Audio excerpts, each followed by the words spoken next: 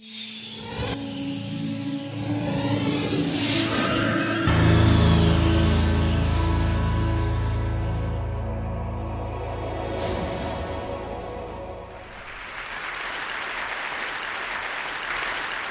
story starts in Kenya in December of 2007 when there was a disputed presidential election.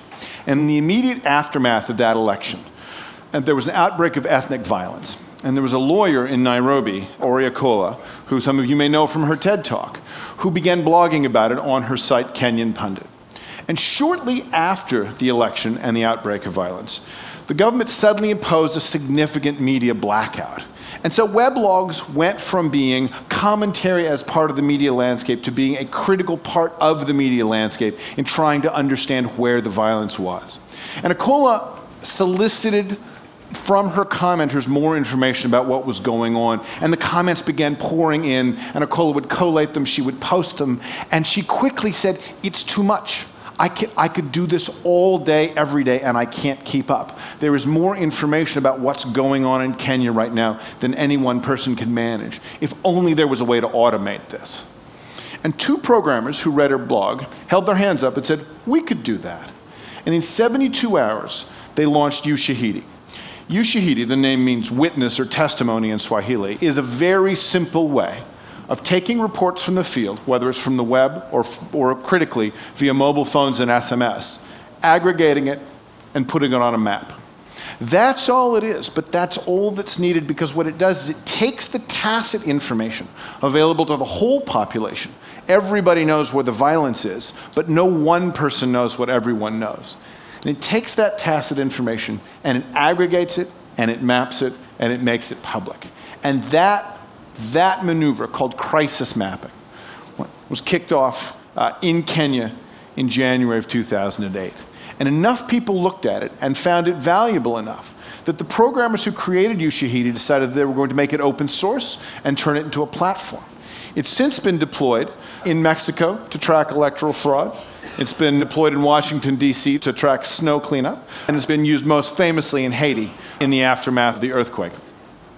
And when you look at the map, now posted on the Ushahidi front page, you can see that the number of deployments in Ushahidi has gone worldwide. Right?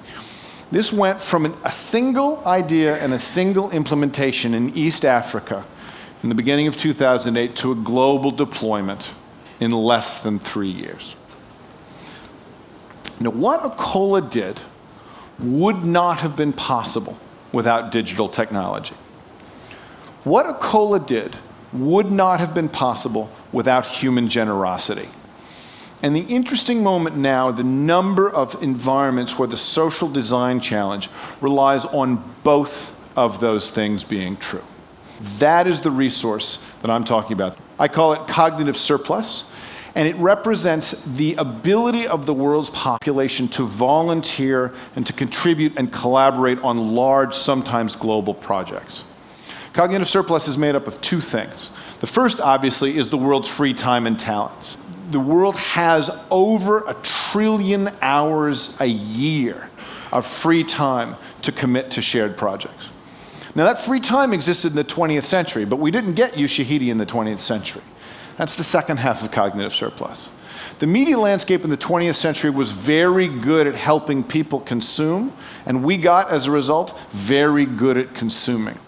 But now that we've been given media tools, the internet, mobile phones, that let us do more than consume, what we're seeing is that people weren't couch potatoes because we liked to be.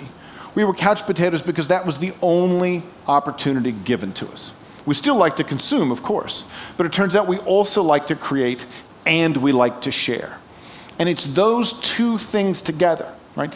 Ancient human motivation and the modern tools to allow that motivation to be joined up in large-scale efforts that are the new design resource. And using cognitive surplus, we're starting to see truly incredible experiments in scientific, literary, artistic, political efforts, designing.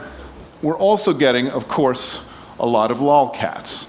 Right? LOLcats are cute pictures of cats made cuter with the addition of cute captions, and they are also part of the abundant media landscape we're getting now. This is one of the participatory one of the participatory models we see coming out along with Ushahidi. Right? Now let us stipulate, as the lawyers say, that LOLcats are the stupidest possible creative act. Right? There's others there are other candidates, of course, but LOLcats will do as a general case. Right? But here's the thing. The stupidest possible creative act is still a creative act. Right? Someone who has done something like this, however mediocre and throwaway, right, has tried something, has put something forward in public. And once they've done it, they can do it again. And they can work on getting it better. Right? There is a spectrum between mediocre work and good work. And as anybody who's worked as an artist or a creator knows, it's a spectrum you're constantly struggling to get on top of. The gap is between doing anything and doing nothing. Right? And someone who makes a LOLcat has already crossed over that gap. Now, it's tempting to want to get the Ushahidis without the LOLcats, right? To get the serious stuff without the throwaway stuff. But media abundance never works that way. Freedom to experiment means freedom to experiment with anything. Even with the sacred printing press, we got erotic novels 150 years before we got scientific journals, right? So rather than focus right now, so before I talk about what is, I think, the critical difference between LOLcats and Ushahidi, I want to talk about their shared source. And that source is design for generosity. Right? It is one of the curiosities of our historical era that even as cognitive surplus is becoming a resource we can design around, social sciences are also starting to explain how important our intrinsic motivations are to us. How much we do things because we like to do them rather than because our boss told them to do them or because we're being paid to do them. This is a graph from a paper by Yuri Nisi and Alfredo Rustaccini, who set out to test at the beginning of this decade what they call deterrence theory. And deterrence theory is a very simple theory of human behavior. If you want someone to do less of something, add a punishment and they'll do less of it. Simple, straightforward, commonsensical, also largely untested. And so they went and studied 10 daycare centers in Haifa, Israel. And they studied those daycare centers at the time of highest tension, which is pickup time. At pickup time, the teachers who have been with your children all day would like you to be there at the appointed hour to take your children back. Meanwhile, the parents, perhaps a little busy at work, running late, running errands, want a little slack to pick the kids up late. So Nisi and Rustaccini said, how many instances of late pickups are there at these 10 daycare centers? And they saw, and this is what the graph is, these are the number of weeks and these are the number of late arrivals, that there were between 6 and 10 instances of late pickups on average in these 10 daycare centers. So they divided the daycare centers into two groups. And the white group there is the control group. They changed nothing. But the group of daycare centers represented by the black line, they said, we are changing this bargain as of right now. Right? If you pick your kid up more than 10 minutes late, we're going to add a 10 shekel fine to your bill. Boom. No ifs, ands, or buts. And the minute they did that, the behavior in those daycare centers changed. Late pickups went up every week for the next 4 weeks until they topped out at triple the pre-fine average, and then they fluctuated at between double and triple the pre-fine average for the life of the fine. And you can see immediately what happened, right?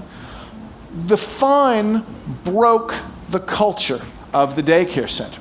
By adding a fine, what they did was communicate to the parents that their entire debt to the teachers had been discharged with the payment of 10 shekels, and that there was no residue of guilt or social concern that the parents owed the teachers. And so the parents quite sensibly said, 10 shekels to pick my kid up late. What could be bad? The explanation of human behavior that we inherited in the 20th century was that we are all rational, self-maximizing actors. And in that explanation, right, the daycare center that had no contract should have been operating without any constraints. But that's not right. They were operating with social constraints rather than contractual ones. And critically, the social constraints created a culture that was more generous than the contractual constraints did. So Nisi and Rustaccini run this experiment for 12 weeks, run the fine for 12 weeks. And then they say, okay, that's it, all done, fine. And then a really interesting thing happens. Nothing changes, right? The culture that got broken by the fine stayed broken when the fine was removed. Not only are economic motivations and intrinsic motivations incompatible, that incompatibility can persist over long periods. So the trick, right, in designing these kinds of situations is to understand where you're relying on the economic part of the bargain, as with the parents paying the teachers, and when you're relying on the social part of the bargain, when you're really designing for generosity. And this brings me back to the LOLcats and to Ushahidi. This is, I think, the range that matters. Both of these rely on cognitive surplus. Both of these design for the assumption that people like to create and we want to share. Here is the critical difference between these, right? LOLcats is communal value. It's value created by the participants for each other. Communal value on the networks we have, right, is everywhere. Every time you see a large aggregate of shared publicly available data, whether it's photos on Flickr or videos on YouTube or whatever. This is good. I like LOLcats as much as the next guy, maybe a little more even. But this is also a largely solved problem. I have a hard time envisioning a future in which someone is saying, where, oh, where can I find a picture of a cute cat? Right. Ushahidi, by contrast, is civic value. It's value created by the participants but enjoyed by society as a whole. The goals set out by Ushahidi are not just to make life better for the participants, but to make life better for everyone in the society in which Ushahidi is operating. And that kind of civic value is not just a side effect of opening up to human motivation. It really is going to be a side effect of what we collectively make of these kinds of efforts. There are 1 trillion hours a year of participatory value up for grabs. That will be true year in and year out. The number of people who are going to be able to participate in these kinds of projects is going to grow. Right? And we can see that organizations designed around a culture of generosity can achieve incredible effects without an enormous amount of contractual overhead, a very different model than our default model for large-scale group action in the 20th century.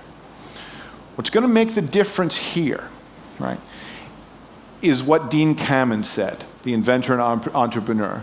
Kamen said, free cultures get what they celebrate. Right? We've got a choice before us. Right? We've got this 1 trillion hours a year. We can use it to crack each other up, and we're going to do that.